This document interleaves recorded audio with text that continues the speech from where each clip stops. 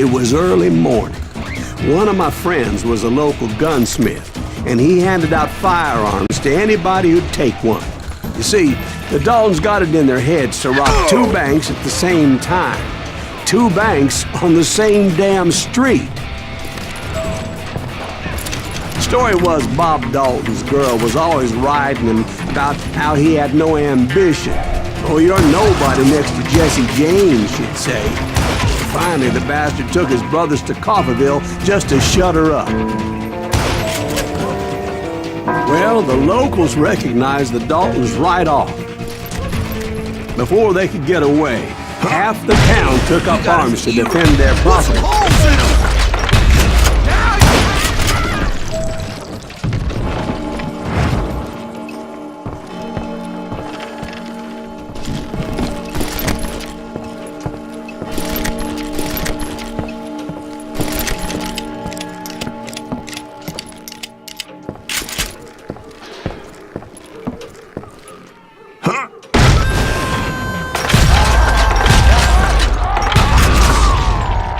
Brothers paid dearly for their stupidity, but everybody knows they had it coming. There's more to it than that.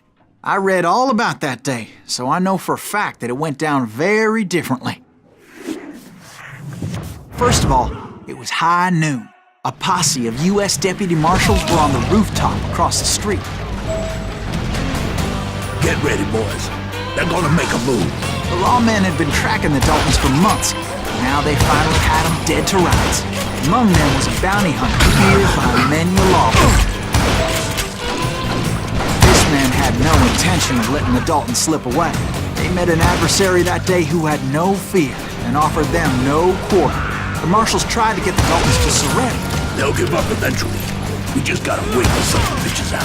This bounty hunter knew that the brothers were far too proud to ever lay down their guns. You ain't stopping me! So he went in there alone to confront those criminals.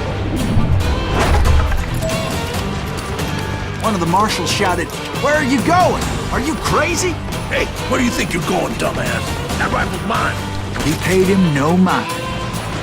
He saw a way to get around to the back of the bank. Then he figured out how to hit the Daltons from a direction they weren't expecting.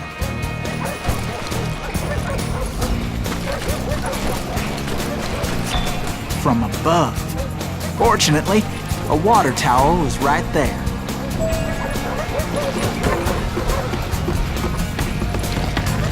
A moment later, he was climbing up a steep ladder, laughing at danger as he did.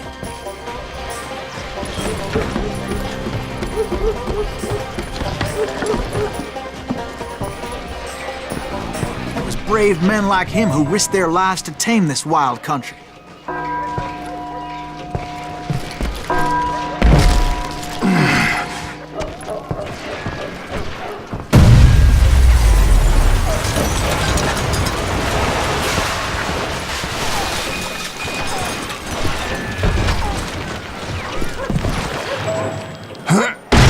We've got company!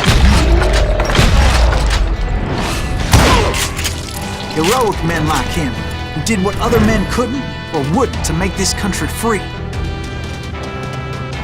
Like Jim Booth, Davy Crockett, who died defending the That Alamo. Silas Greaves? Son of a bitch! Just getting started.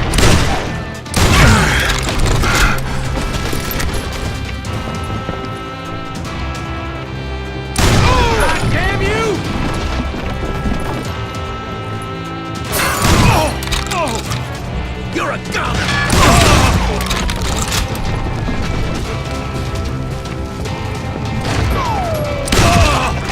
Come on! Kill him!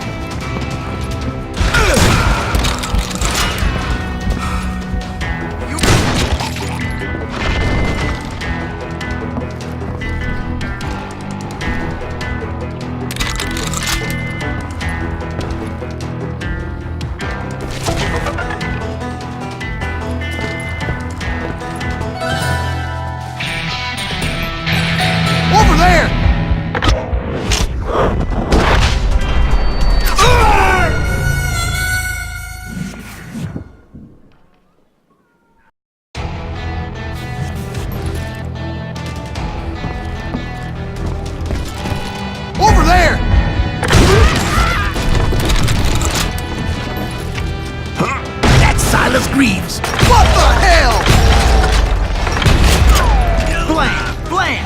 He came away victorious, taking down those thieving Daltons.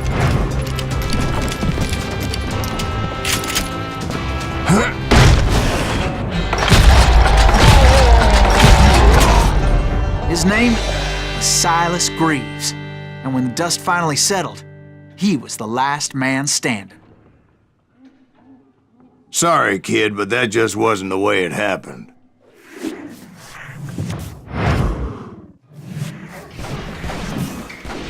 It was early evening, not high noon.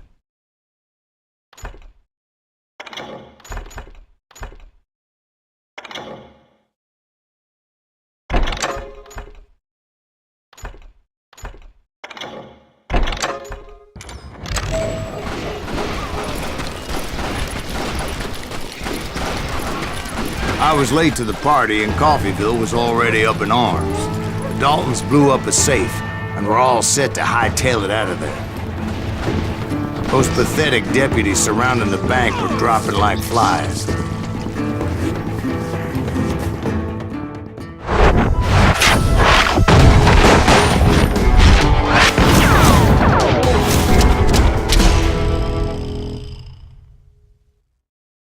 I had been tracking those jokers for months, waiting for them to do something reckless. And finally, they did. Those stupid bastards decided to rob 2 banks at the same time in the same town where everybody knew them. But they still had friends in Coffeyville.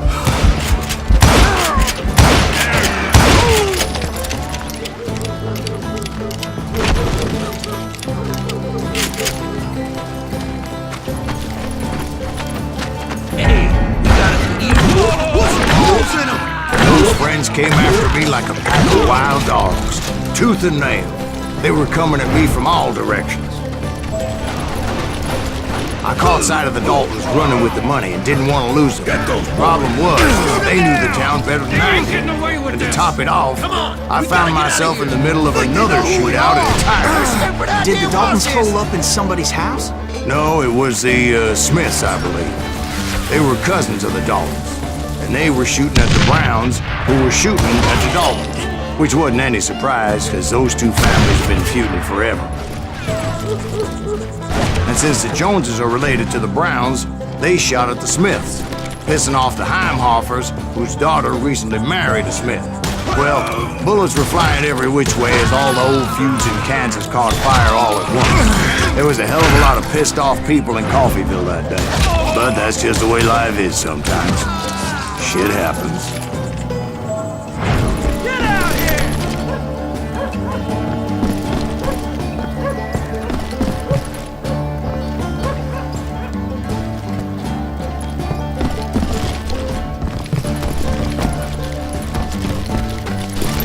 The Dalton boys knew I would never give up.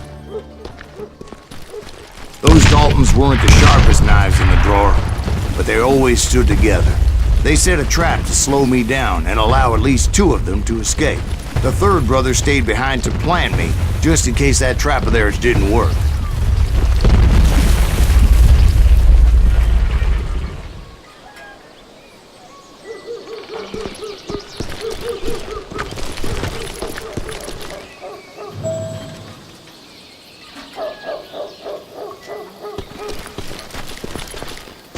It was Emmett, the youngest.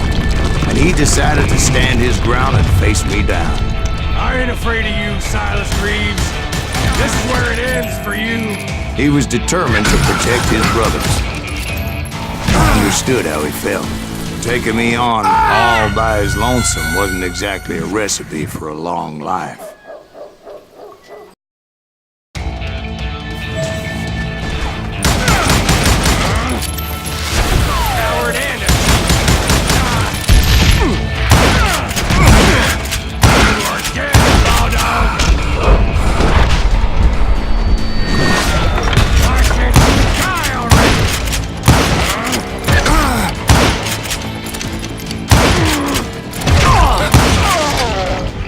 But Emmett Dalton survived the robbery in Coffeyville. He's the only Dalton who did. They say he was shot 23 times. Well, Dwight, who do you think put all those damn holes in him?